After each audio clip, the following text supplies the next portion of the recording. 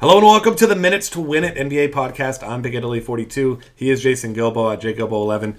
Talking about tonight's 10-game slate and very few superstars to pay for. Last night there was everyone. I mean, all the top guys that you could have, would have, maybe should not have paid for because James Harden decided to have his worst game of the season. But either way, certainly I'm certainly not afraid of James Harden ever in any situation. But we're talking about some injuries, minutes, things of that nature. Not a whole lot as far as point guards go tonight.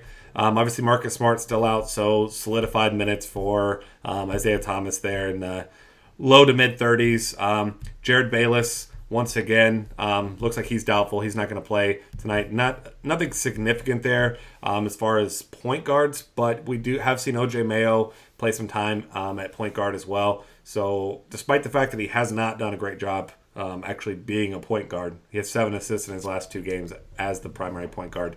He's still a nice value considering he's going to have the ball in his hands and play 35 minutes. So that's the main takeaway from that part. Elsewhere at point guard, you've got Devin Harris and JJ Barea, both questionable. Hard to say what's going to happen with that situation there, but obviously, if both guys sit out, it's going to solidify some more minutes for guys like Darren Williams and Raymond Felton there as well. Felton been playing really well. Finally got a little bit of a price bump there. But if both guys sit, Felton's don't play. If either one of them plays, especially Barea, it's kind of a no thanks for me on Felton. But really that's it for point guards as far as injuries. Yeah, I really like Felton on DK where he's just 4,500 and been really good lately. If he's going to see mid-30s for minutes, you can chalk him up as one of the better value point guards tonight. Yeah, absolutely. And then as far as other plays, John Wall, price starting to get up there on FanDuel, over 9,000 now after 3 huge games in his last 5 now. But 9,200 on FanDuel, 87 on DraftKings. This is a guy that's just about as much of a lock as you're going to get at point guard tonight. Going to play, 37 to 40 minutes likely, assuming this one stays close. You got the highest total by 10 points tonight, so not even close that it's the highest total. So this is definitely a guy that you're going to want to get yourself some exposure to. Yeah, he shot over 50% in 4 of the last 5 games. Finally, that shot's falling, and great matchup against Houston, which has just been dreadful on defense this year. So look for Wizards to be one of the top offenses tonight. Yeah, absolutely. So nice big team total there as well. Other guys at point guard, there's a couple nice mid-range guys that we're looking at. Elfrid Payton been playing in the mid-30s a minutes. You got to like his situation there. Ricky Rubio as well, right around 7K on both sites, and he's facing the Lakers. Obviously, he's a peripheral first. Hope the offense kind of comes with it. Similar to Elfrid Payton, but Payton, we're talking a little bit, has been more aggressive. He's a guy who's actually taking a lot more shots than Rubio. So I guess he gives you probably the higher floor. But, Rubio still has the bigger upside here. Yeah, I definitely agree with you. I agree with you there. I think both for those prices, you got to love them as great point guard options tonight, especially in their matchups against poor defenses and just high totals in general. Yeah, and hopefully the Lakers can compete in that one. It is the biggest spread, but at the same time, it's only 6.5, so you tend to think this should be a close game, but when we see the starting lineup that the Lakers are rolling out each night with their best player, Julius Randle, on the bench, it just doesn't make any sense. It's almost like they're expecting to lose. They just want to get some tribute videos for Kobe Bryant. I'm not sure what the deal is, but it's a frustrating situation from a DFS standpoint because you want their best players to see the most minutes so that you can play those players and you can play the opposing players. But, Julius Randle been playing 21 and 24 minutes the last 2 games. I don't understand it. It would be a great matchup for him, and it is, but kind of makes you hesitant to roll him out there tonight since he's coming off the bench and not seeing a lot of minutes. Yeah, you mean Larry Nance Jr. is not their best player and not the guy they grabbed in the draft? He played 28 minutes last game and playing more than Julius Randle. Give me a break, LA. Yeah, it's when your team's bad and you play like that and you do things like that, it's almost like you want to continue to lose. But I have no sympathy for the Lakers. They've won plenty in the past. I guess they'll figure it out sooner or later once they get themselves another number 1 pick, I guess. Elsewhere at point guard, there's not a whole lot else that really stands out. You could see if Marc Gasol sits, he's questionable with an ankle injury tonight. If he sits, Mike Conley would be a really nice GPP play because coming off last night, one of the worst games he's ever had. Someone's going to have to pick up the production, obviously. It's not an ideal matchup for him against Reggie Jackson, but certainly a guy that is going to go way under the radar tonight if Gasol does sit. Yeah, I definitely agree with you there. Great tournament play. His usage rate will definitely skyrocket. Yeah. Shooting guards, we already kind of touched on a couple guys like OJ Mayo. Obviously, James Harden, your top play. His actually, of the games where he's had a down game, and for him means 40 fantasy points or less. Two of his best games this season, a 71 and 84 point fantasy game, have come directly after those. And obviously, that's somewhat anecdotal, but it is the highest total, and he is the best player playing tonight. So I hope that people are off of him due to his down performance last night, because this is an ideal spot for him to get it back on track, and especially with Dwight Howard supposed to play the back-to-back, but limited minutes. That means more production for Harden, and Trevor Ariza also doubtful for tonight. So this is shaping up to be the perfect James Harden storm tonight. Yeah, definitely. I mean, he's going to shoot a ton. Coming off a really poor game by his standards.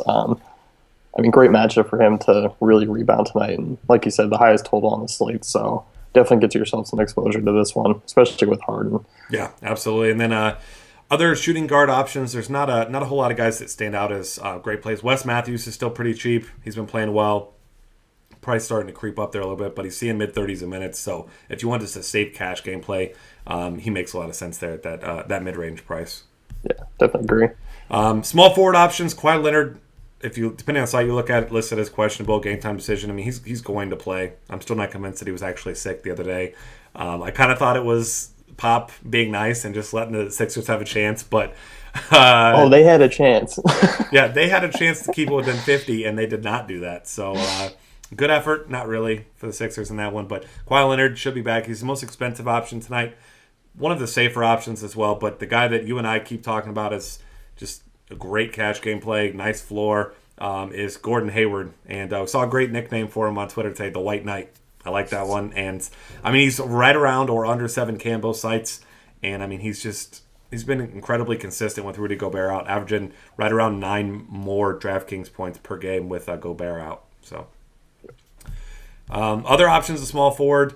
Corey Brewer is going to be an interesting option, assuming that Ariza sits, and he should. He's doubtful. So he's a guy that is small forward on FanDuel. DraftKings, he's a shooting guard, I believe. Small forward, too. Oh, he's still small forward. It was Fantasy Hub was the site that he was shooting guard. Yep. But either way, he's really cheap, near minimum salary. So he's a guy that should pick up some production. We saw Marcus Thornton last night kind of explode, but he's the guy that's much, much more scoring reliant. He's the hot shooter type. He gets hot and gets going. But you were mentioning you like Corey Brewer as a nice contrarian option there. Yeah. Everyone's going to go after Thornton tonight. And, even though he's probably going to have a decent game, I do like Brewer. It's just a nice pivot from him if you're looking to be a little bit different, who really does have similar upside. Yeah, absolutely. And then moving over to power forward, not a whole lot of injury concerns, really nothing substantial on this side. We've got Aaron Gordon, who sat out last night's game. Andrew Nicholson's a guy who he's been solid with or without Gordon. Didn't really see much of a bump with him out last night, but obviously if he does sit, that's just kind of solidifying his minutes there in the mid-20s. So I like him as a nice cheap play. Yeah, definitely with you there.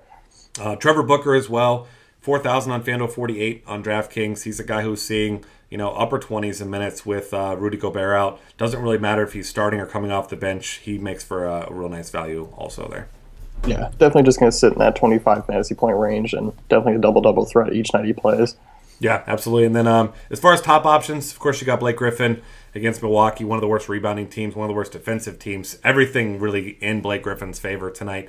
Even his price he's the superstar. It's not really priced like a superstar, kind of like John Wall is right now, because Griffin's been very good, but not great consistently. So he's a good option. And then, of course, you got Millsap favors, probably leaving Pau Gasol more for tournaments because of his inconsistent minutes, but real nice matchup for him, though. Yeah. We were talking on the other podcast. Minutes is the only thing that really keeps us away from Gasol and Cash, even though he's been really productive.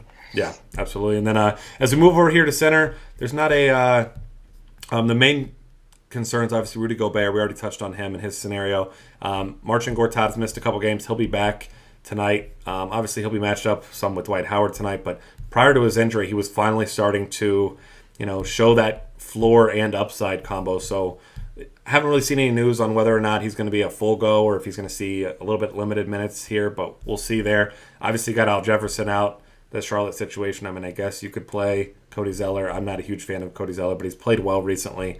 And then the other one, the big one being Marc Gasol, who we kind of touched on earlier. Yeah. It kind of seems that if that's the situation, it's going to be the guy getting the biggest bump is going to be Andre Drummond on the other side rather than one of the other bigs, the few that are even left for Memphis right now. Yeah, Memphis is just decimated, so you got to anticipate if Gasol sits, Detroit would be wise to just toss Drummond in there and then just throw him the ball and let him do his thing because that'll be all the offense they need. Yeah, absolutely. Just live down there in the paint. Take your foot out every 3 seconds. Offensive rebound, dunk. It could get pretty ugly down low if Marc Gasol doesn't go tonight. All right, that'll wrap things up here for us for the Minutes to Win It. Find us on Twitter at DF Cafe. Subscribe to our YouTube channel. We got lots of other great content at dailyfantasycafe.com.